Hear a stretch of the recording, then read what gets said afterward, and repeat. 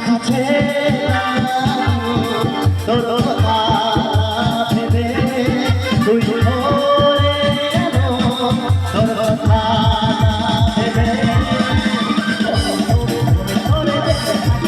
ভরে লাগবে স্বপ্নে রেখে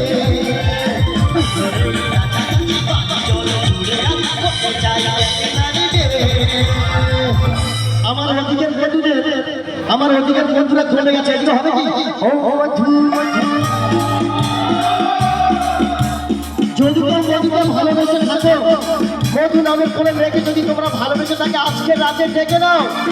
ও মধু